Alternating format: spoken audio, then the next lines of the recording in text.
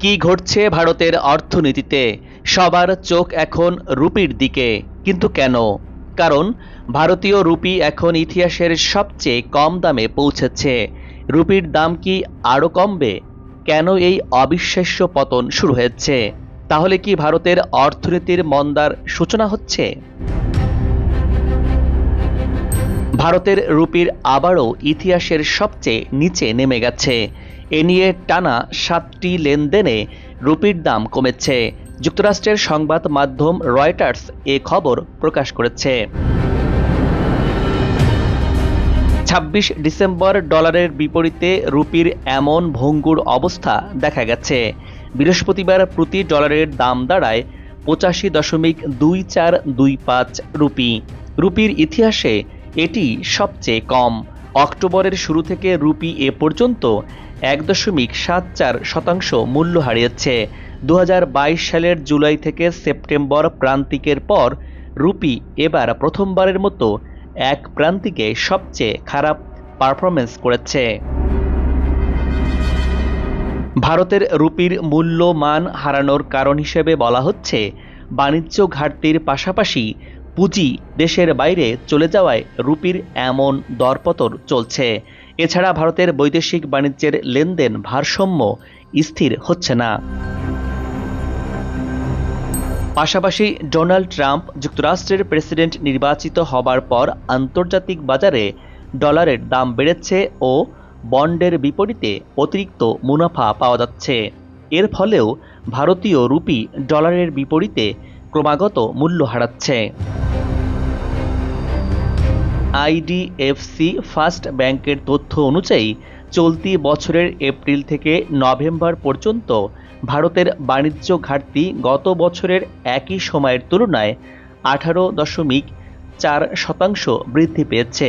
এছাড়া ভারতে বিনিয়োগ করা বিদেশি অর্থ ও ঋণ প্রত্যাহার করা হয়েছে, যার পরিমাণ চলতি প্রান্তিকে 1030 কোটি ডলার।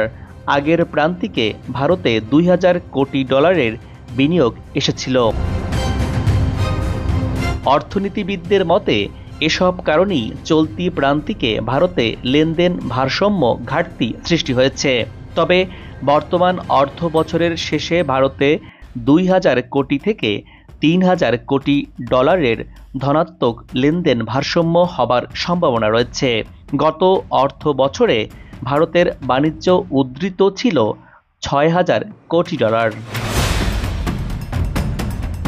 বাণিজ্যে লেনদেন ভারসাম্য পরিস্থিতি ও শক্তিশালী ডলারের কারণে ভারতীয় রুপি চাপের মধ্যে থাকবে বলে আইডিএফসি ফার্স্ট ব্যাংক জানিয়েছে।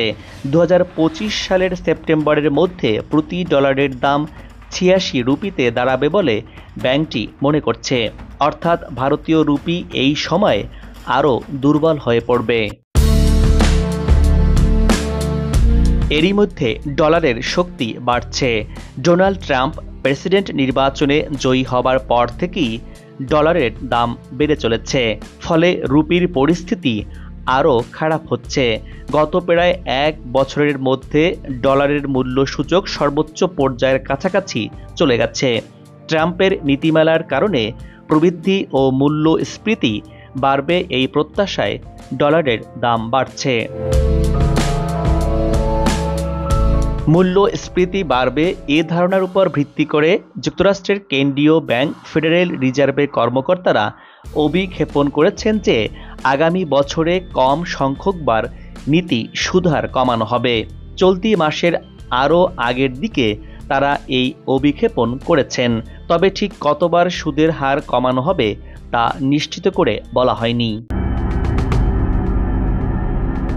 টানা 3 সপ্তাহ ধরে হ্রাস পেয়েছে ভারতের বৈদেশিক মুদ্রার রিজার্ভ। দেশটির কেন্দ্রীয় ব্যাংকের প্রকাশিত তথ্যে দেখা গেছে 20 ডিসেম্বর শেষ হওয়া সপ্তাহে বৈদেশিক মুদ্রার রিজার্ভ 8.4 বিলিয়ন থেকে কমে 644.39 বিলিয়ন ডলারে দাঁড়িয়েছে। এটি 7 মাসের বেশি সময়ের মধ্যে সবচেয়ে কম।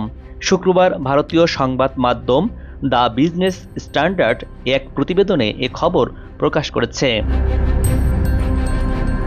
আগে ১৩ ডিসেম্বর শেষ হওয়া সপ্তাহে রিজার্ভ ১.৯৮ বিলিয়ন ডলার কমে ৬৫২.৮৭ বিলিয়ন ডলারে দাঁড়িয়েছিল।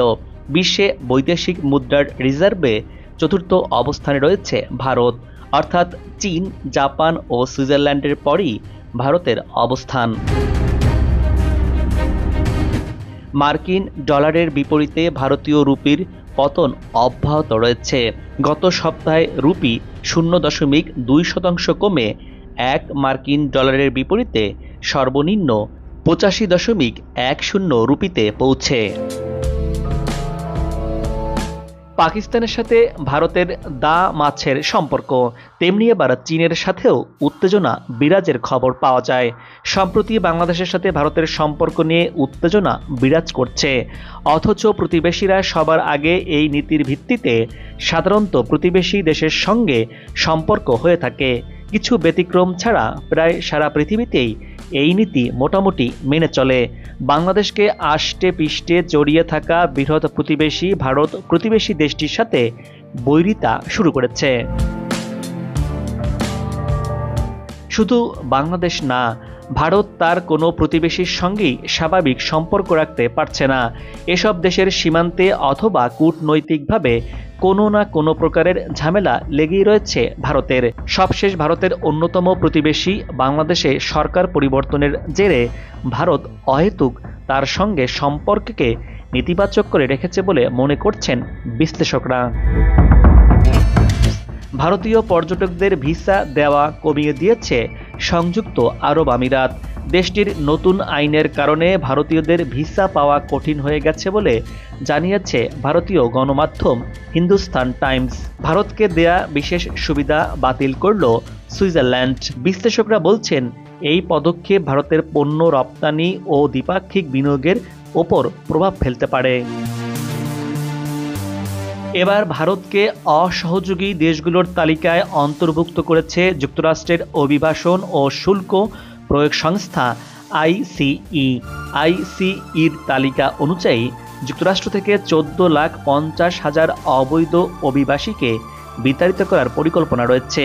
এদের মধ্যে 18,000 ভারতীয় অভিবাসী রয়েছে।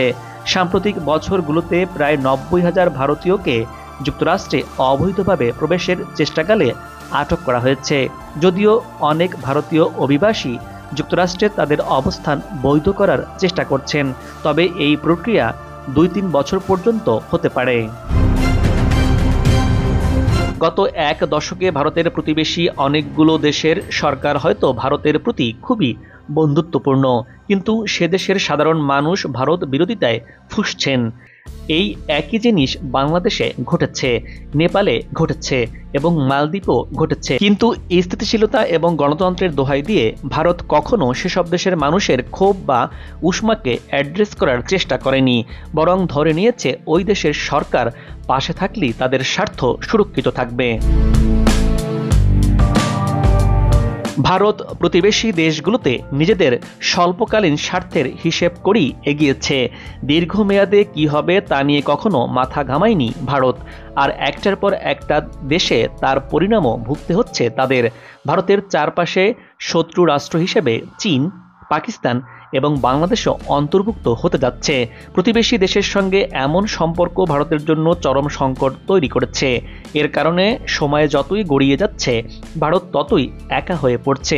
প্রতিবেশীহীন ভারত একা একা কতটা পথ চলতে পারে সেটি নিয়ে প্রশ্ন তুলেছেন আন্তর্জাতিক সম্পর্ক বিশ্লেষকরা।